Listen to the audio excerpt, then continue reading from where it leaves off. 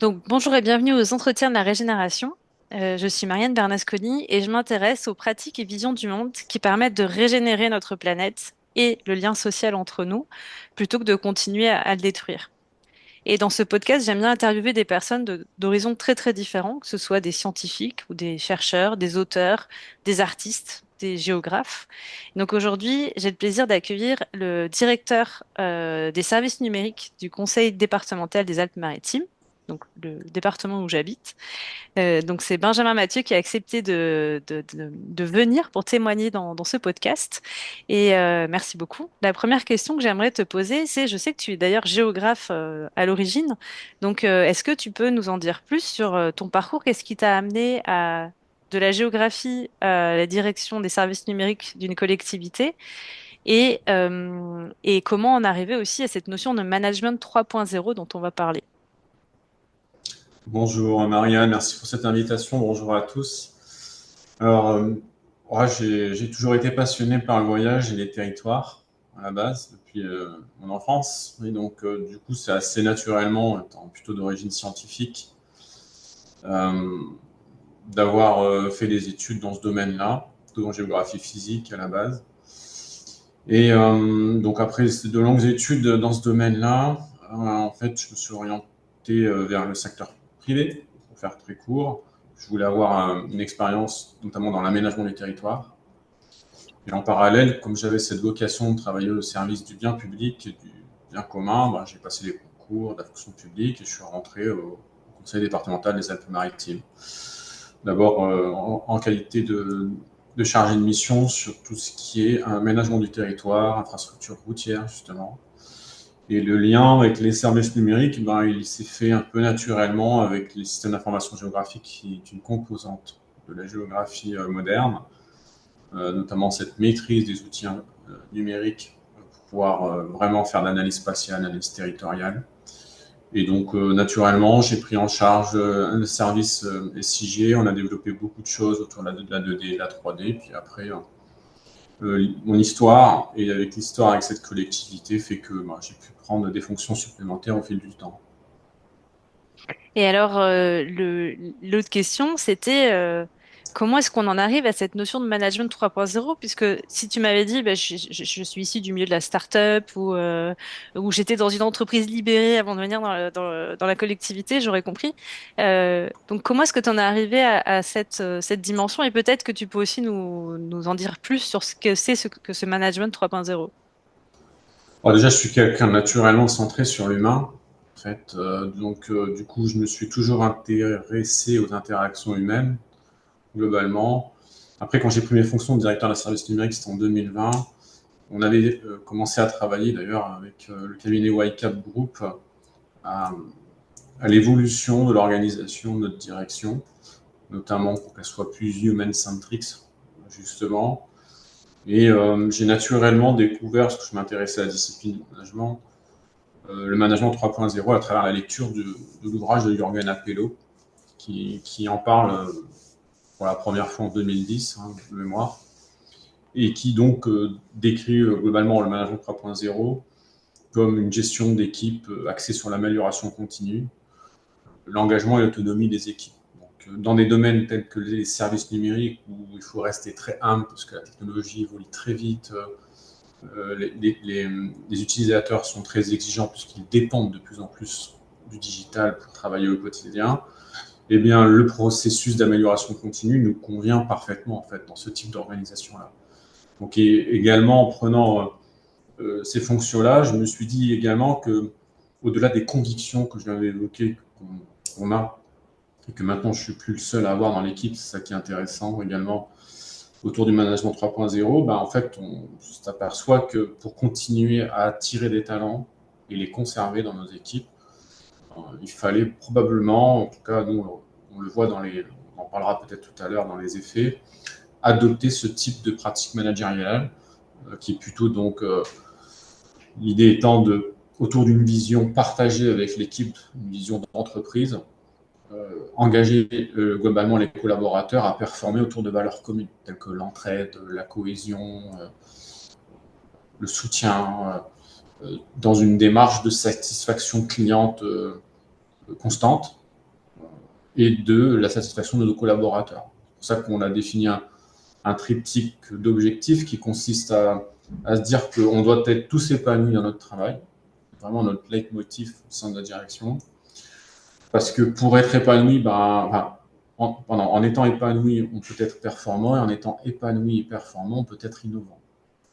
Donc, du coup, c'est autour de cette démarche-là et du coup de la nécessité de continuer à être attractif dans un domaine dans le numérique qui est soumis à une forte concurrence sur le secteur, par notamment le secteur privé.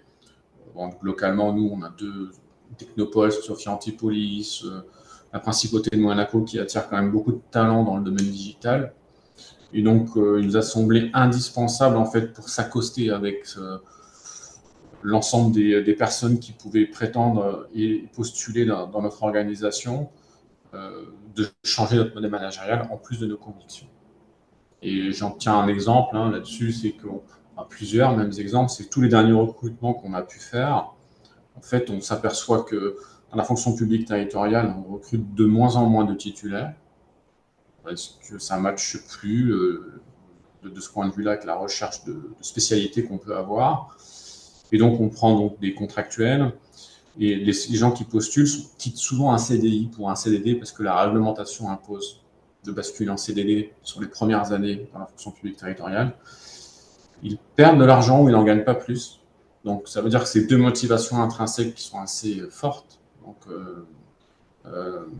qui font comme concession pour justement gagner ailleurs. Et donc, dans les propos qu'ils nous tiennent lors des recrutements, ils nous disent, en fait, on est venu chercher ce qu'on a identifié dans votre annonce de candidature autour de la pratique du management 3.0 et qui s'est confirmé dans l'échange qu'on a eu avec vous dans la phase immersive qu'on fait avec les collaborateurs. Donc, on voit bien qu'il y a un changement de mindset, et heureusement, et tant mieux, progressif qui s'installe dans nos organisations. Je pense que ça touche à la fois le domaine public comme privé, d'aller vers des organisations beaucoup plus de travail beaucoup plus horizontales, où chaque membre de l'équipe peut contribuer au succès de l'organisation, bien entendu dans un cadre méthodologique notamment bien défini. Et dans un article que je lisais où tu étais interviewé, tu disais le servant leader s'attache chaque jour à entretenir, tel un jardinier, un environnement de travail où chaque membre de l'équipe est soutenu dans ses efforts pour atteindre ses objectifs et réaliser son potentiel. Je trouve ça sympa, la métaphore du jardinier, ça me va bien aussi sur cette notion de régénération. Donc on voit bien que l'idée, tu parlais de sens, d'épanouissement, donc on est aussi dans cette idée de retrouver un cadre de travail qui soit aligné. Et concrètement, comment ça se traduit dans la réalité du travail des équipes, ce management 3.0? En fait, quand on reprend le process décrit par Jürgen Appelo, en fait, le management 3.0 s'articule autour de 3 grands domaines que sont l'alignement des contraintes, la responsabilisation des équipes, la dynamisation des équipes, le développement des compétences, le développement de la structure en soi, l'organisation, et l'amélioration du tout, notamment les process, etc. Donc c'est assez méthodique et en fait, et donc à l'intérieur de ces 6 grands axes stratégiques managériaux, il y a différentes actions en fait qui sont menées et qu'on mène en fait depuis maintenant 4 ans dans dans ces différents domaines. Donc, par exemple, sur le rôle que tu viens d'évoquer de servant leader, ça fait partie d'une des branches du développement des compétences. Et donc, on part du principe que le rôle de manager doit considérablement évoluer vers un rôle de facilitateur et vers un rôle de servant leader. C'est-à-dire que j'ai une expertise ou une expertise dans un ou plusieurs domaines. En soi, j'adopte une posture de leader de ce point de vue-là. Et je suis servant, c'est-à-dire je la mets au service des autres. Et quand mes collègues ont besoin de moi, je n'hésite pas en fait à me mettre à ce niveau-là pour les aider à déverrouiller un problème qu'ils rencontrent.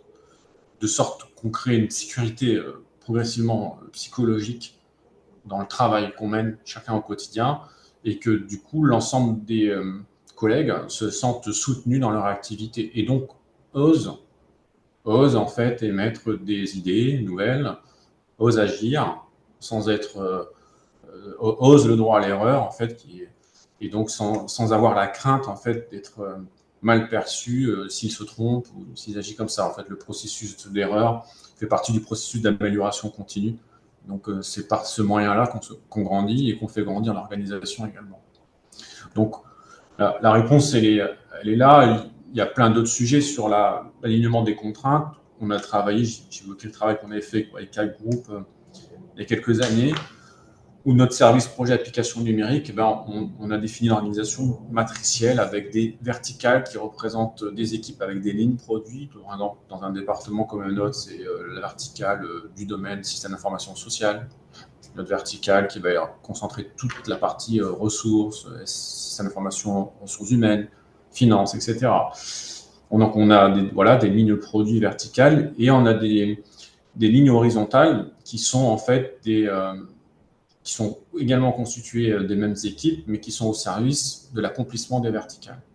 Donc, on a créé un modèle auto-apprenant et qui est autonome, où en fait, chaque expertise de l'équipe, et on choisit aussi nos recrutements en fonction du matching qu'il y a entre la cartographie des compétences qu'on a, la cartographie des compétences qui nous semble opportun d'acquérir pour l'offre de services de demain.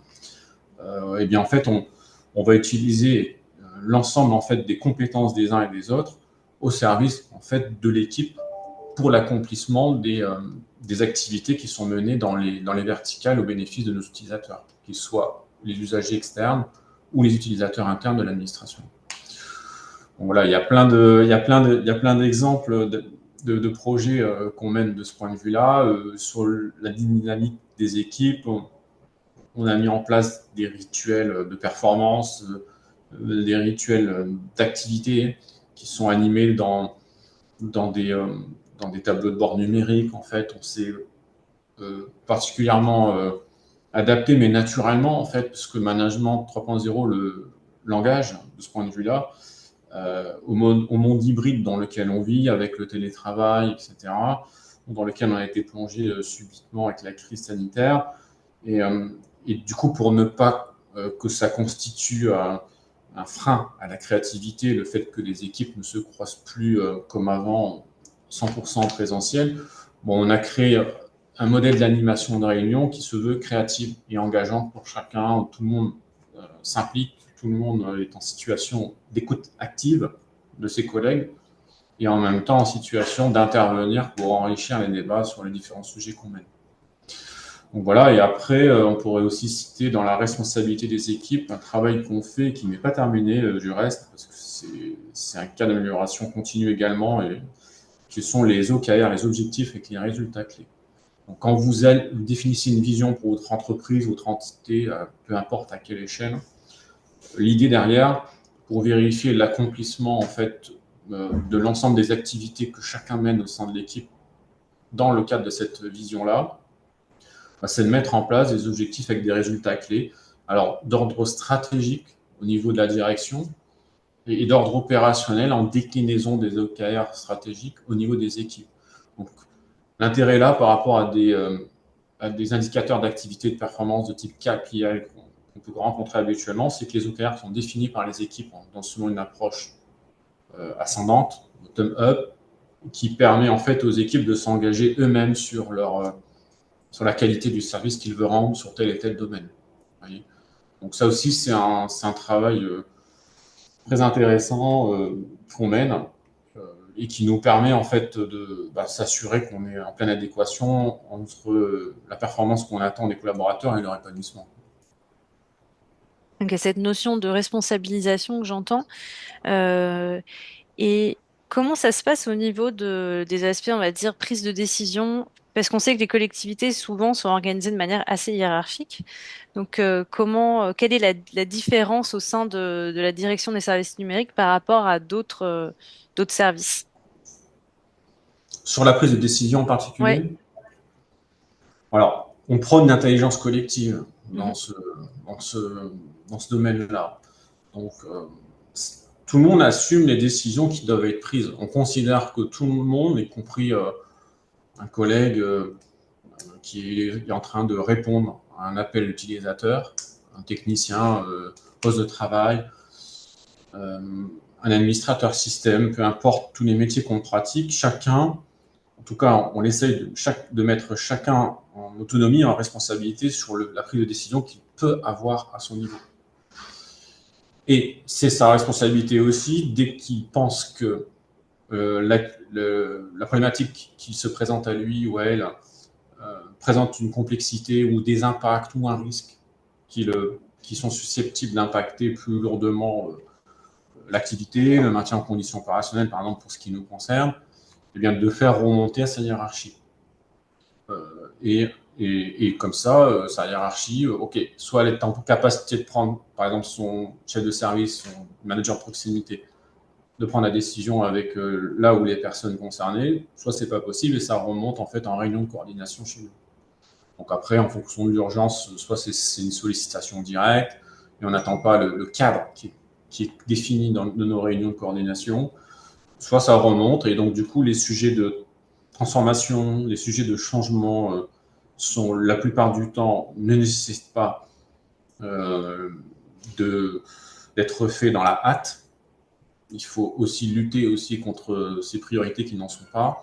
Et donc ces cadres-là de changement importants sont souvent débattus en réunion de coordination, après un exposé et un pitch très précis sur les attendus, etc. On essaie d'être très juste dans la parole, et de ce point de vue-là, en fait, après chacun s'exprime et on prend une décision la plupart du temps collective. Donc, après moi, à mon niveau, concrètement, ça m'arrive régulièrement de prendre des décisions, mais on essaie constamment de prendre des décisions qui emportent le maximum d'adhésion, partant du principe qu'une décision qui est prise de cette manière-là, elle est souvent prise sur la base de propositions qui sont faites par les équipes, donc de la base, sans du tout que le terme soit péjoratif, bien au contraire, et, euh, et, euh, et que donc du coup, le fait qu'on ait des idées qui remontent sur la résolution de tel incident ou de tel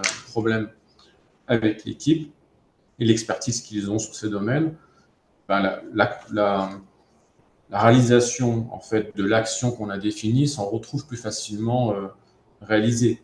Vous voyez, tu vois ce que je veux dire? C'est-à-dire que de ce point de vue-là, le fait que les décisions soient prises en collectif, ben derrière la réalisation est beaucoup plus facile à se dérouler parce qu'elle fait sens pour l'ensemble des parties prenantes qui vont devoir exécuter les tâches pour résoudre le problème. Et c'est vrai que souvent dans les organisations, on a l'impression que dès qu'on met de la facilitation, de l'intelligence collective, ça fait perdre du temps, alors que finalement, ça en fait gagner après, puisqu'on a cette adhésion et on a l'augmentation de l'engagement, puisque ça crée du Ouais. sens. Et puis, Et j'ai la chance, on va dire, de naviguer dans des collectivités. Et le modèle, pourquoi j'ai envie de t'interviewer? Parce que ce modèle-là, je l'ai pas vraiment vu, en tout cas dans les collectivités où j'ai pu aller. Donc, la question que j'aimerais te poser, c'est quelle est la recette pour que ça fonctionne dans une collectivité et, hum, et voilà, comment est-ce que d'autres collectivités pourraient s'emparer aussi de ce fonctionnement? bah, la recette, c'est complexe, effectivement. Nous, moi, je pense que ça c'est, enfin, pour les raisons qu'on évoquait tout à l'heure, à la fois intrinsèques au fait que ça fait sens pour nous, mais également pour la qualité du service qu'on veut rendre et la performance qu'on veut rendre, ça s'est imposé à nous naturellement. Bon, voilà, bien sûr, on avait un certain éveil sur le sujet pour s'y intéresser et s'y plonger pleinement. Donc après, ça nécessite effectivement un peu de courage, parce que au départ, les équipes sont déstabilisées, au moins pour partie d'entre elles, lorsqu'on aborde cette nouvelle organisation, ces nouvelles méthodes de travail, parce que effectivement, comme tu le dis, elles sont habituées à un cadre très vertical, et donc et ne pas trop en sortir, et donc du coup attendre souvent la décision du chef, entre guillemets, pour agir, etc. Là, on a cassé complètement ce modèle. Mhm. Donc, on a vraiment cassé ce modèle-là. Ça nous a pris un peu d'énergie, de temps, pour faire comprendre aux équipes que c'était pas une déresponsabilisation de quoi que ce soit de la direction, un report de responsabilité ailleurs. C'était juste donner la capacité à chacun de devenir un véritable après servant leader, c'est-à-dire de vraiment s'épanouir chacun dans son domaine, parce qu'on part de ce principe-là qu'il y a un rôle de servant leader ancré dans chacun de nous à différents degrés, et qu'il est intéressant de l'exploiter, entre guillemets, en tout cas de lui donner pleine expansion de ce point de vue-là. Donc c'est une vraie difficulté. La preuve en est que, humblement parlant, aujourd'hui, ce modèle-là est appliqué qu'au sein de la direction des services numériques. Donc on dialogue régulièrement avec la direction des ressources humaines, qui a monté un campus Avenir 06, qui donc traite globalement des pratiques managériales et de l'innovation managériale. Donc ils mettent en place un certain nombre d'actions de ce point de vue-là pour opérer un change progressif global à l'ensemble des managers de la collectivité. Et donc, on sert un peu de bêta-testeur ou de pilote, en fait, sur ces pratiques-là pour l'ensemble de la collectivité. Mais il est vrai que même quand on va sur des événements comme des Agile Tours, je me souviens être intervenu avec mon collègue Anthony Baronne il y a 2 ans sur Sophie Antipolis. En fait, même dans le privé, en fait, c'est pas quelque chose de très répandu encore. Encore une fois, c'est très très récent. Hein, l'ouvrage date de 2010. Et tout ce qui a pu être décliné derrière, même si la communauté évolue vite, on a des communautés internationales au Brésil, en Espagne, au Canada, qui sont très actifs sur ces domaines. En fait, c'est quelque chose d'assez récent. La prise de conscience, elle se fait petit à petit. Donc, c'est une vraie difficulté, hein, et c'est pour ça que j'ai accepté aussi de faire cette intervention auprès de toi, non pas pour mettre en évidence ce qu'on fait ici, mais plutôt pour montrer à ceux qui l'entendront, en fait, s'ils pensent à évoluer dans ces modèles, que c'est possible. C'est possible, et qu'en retour, moi, je suis toujours très intéressé par échanger avec des collègues qui ont avancé en partie ou en totalité sur tel ou tel sujet, parce qu'on est à l'heure actuelle encore un peu seul dans ces pratiques-là, et on aurait bien besoin d'être un peu plus nombreux justement pour passer plus à l'échelle, en fait, hein, le sujet. Alors, quelle serait la première étape pour une collectivité qui serait intéressée de mettre en place ce type de management? C'est une bonne question. Nous, on a démarré par ce qui nous a semblé nécessaire de démarrer, c'est-à-dire quelle est la vision de notre entité. Donc nous, on s'est posé la question, comment la direction des services numériques veut que le numérique soit perçu dans notre collectivité. Donc on a défini une vision, c'est vous accompagner de manière responsable et innovante sur des usages de numérique. Et donc, on a vraiment commencé par ce principe-là de dire quelle est la vision vers laquelle on veut tendre, vers laquelle on serait fier d'appartenir si elle se réalisait. Et autour de cette vision-là, on a commencé à travailler sur l'alignement de certaines contraintes. Donc, et le développement de la structure, tout de suite après, que j'évoquais tout à l'heure, on s'est attaqué à quelque chose d'assez lourd, qui est donc le changement d'un service entier de 35 collaborateurs dans l'organisation du travail, tel que je le décrivais là. Bon. Donc, on a eu ces 2 opérations très structurantes du management 3.0, l'alignement des contraintes, développer la structure, et à côté de ça, on a mis des actions, petites quick wins sur le reste, notamment sur le développement des compétences avec les recrutements, la phase d'immersion, le onboarding, qu'on a beaucoup travaillé avec nos collègues là-dessus, l'optimisation des équipes que j'évoquais tout à l'heure, sur les rituels d'animation d'équipe.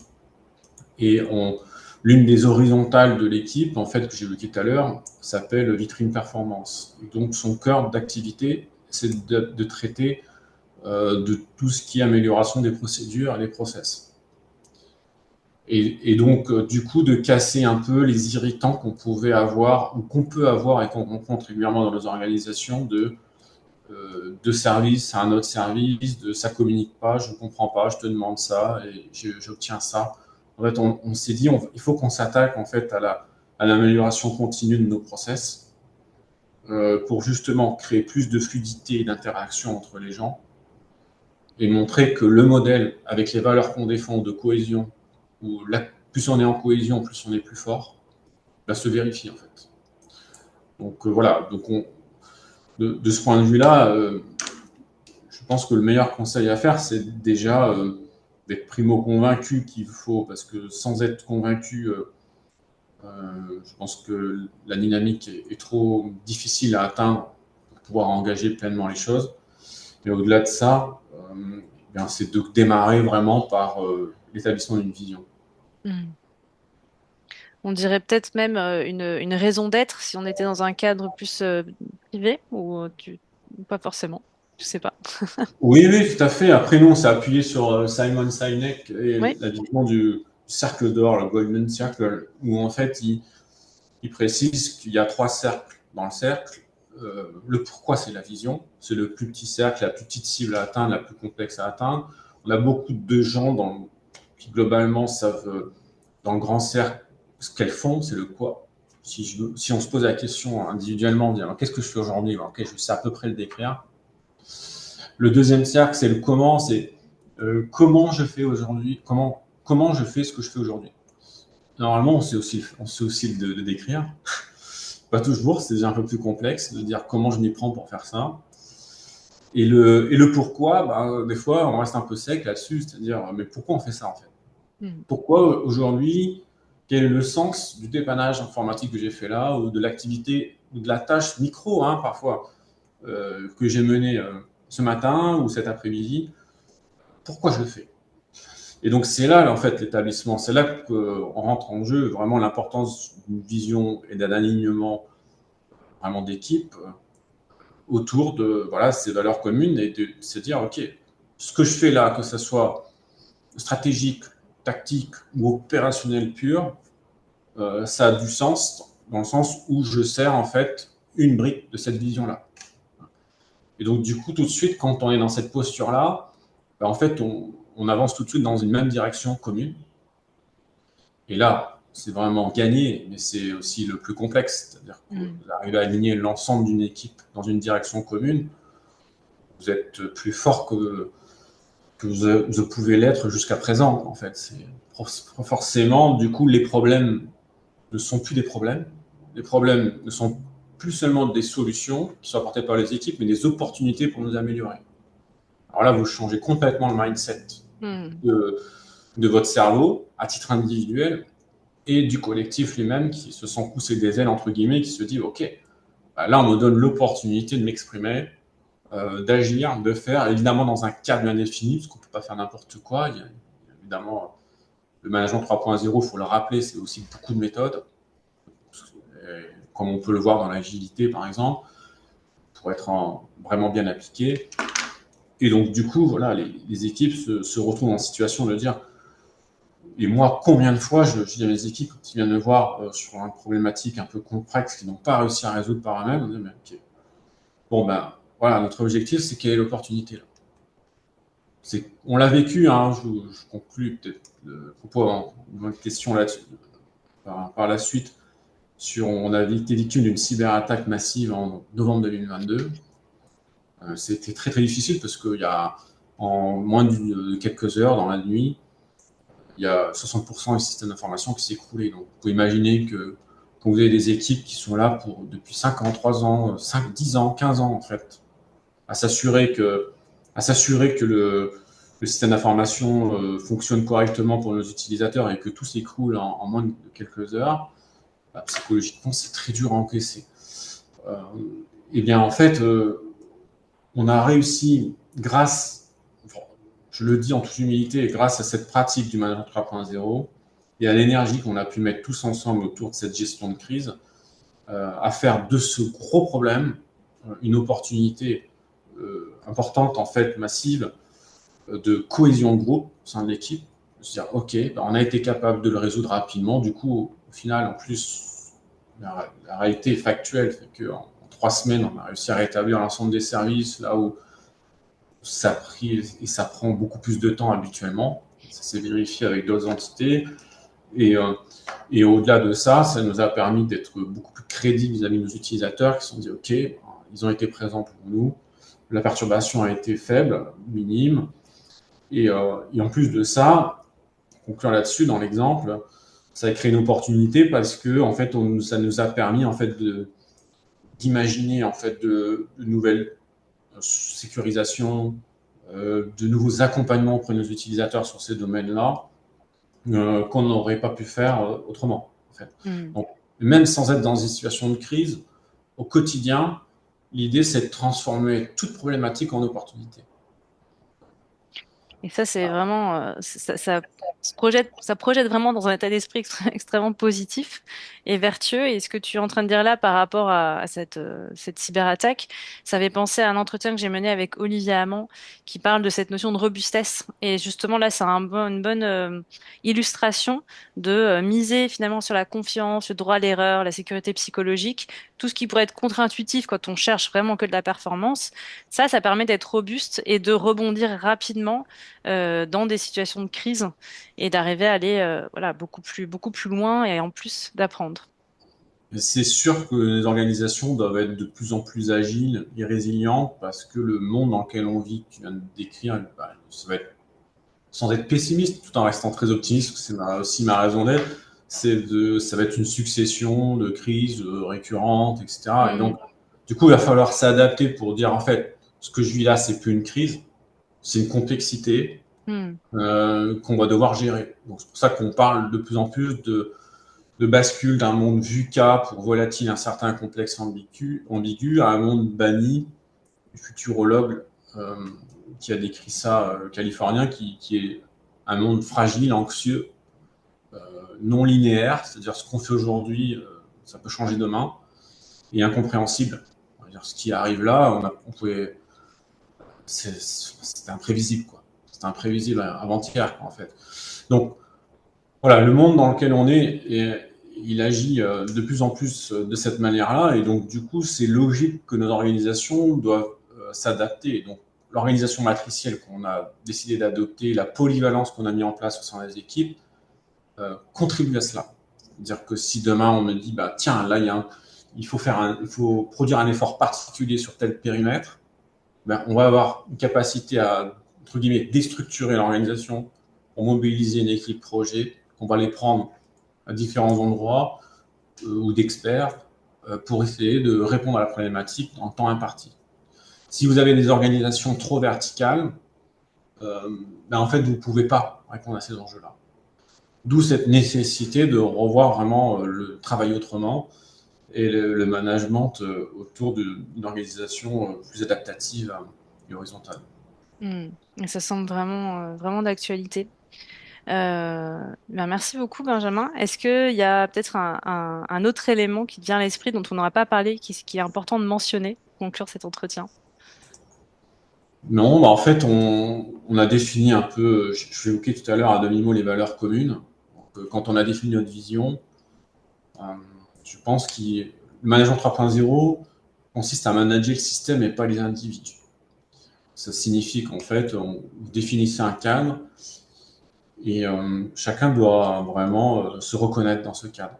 Donc, donc on a effectivement, nous, défini des valeurs communes telles que l'autonomie, la transparence dans l'échange, que ça soit à tous les niveaux, ascendant, descendant, la coopération, la bienveillance, l'entraide. À côté de ça, on favorise une communication très ouverte. Donc, en fait, il n'y a pas de problème, on se dit les choses. Comme tout problème est une opportunité, ben, et qu'on n'a pas peur d'être jugé, ben, on vient communiquer, on va pratiquer vraiment l'écoute active auprès de chacun d'entre nous et se montrer très attentif à l'épanouissement de chacun. L'organisation agile, je viens de l'évoquer, donc encourager la diversité, l'appartenance, ça c'est important dans les recrutements. Je ne l'ai pas trop dit, mais on est très attentif au recrutement qu'on fait pour que justement les personnes qui arrivent apportent immédiatement une valeur ajoutée par l'expertise qu'elles ont et qu'on n'avait pas jusqu'à présent. Et en même temps, le mentorat ou le tutorat qu'on leur fait pendant les premiers mois auprès d'un autre collègue pour que justement cette personne se soit vraiment pleinement intégrée dans l'équipe et pas perdue. La montée en compétences, pour nous, c'est fondamental, c'est-à-dire qu'on est très attentif à notre veille, mais au-delà de ça, à progresser dans nos compétences, que ce soit hard et soft skills. Donc, on a fait un gros programme de formation, notamment grâce à toi, sur le design de service, sur l'intelligence émotionnelle, pour justement éveiller aussi ce côté intuitif qui est en chacun de nous et pas seulement rationnel.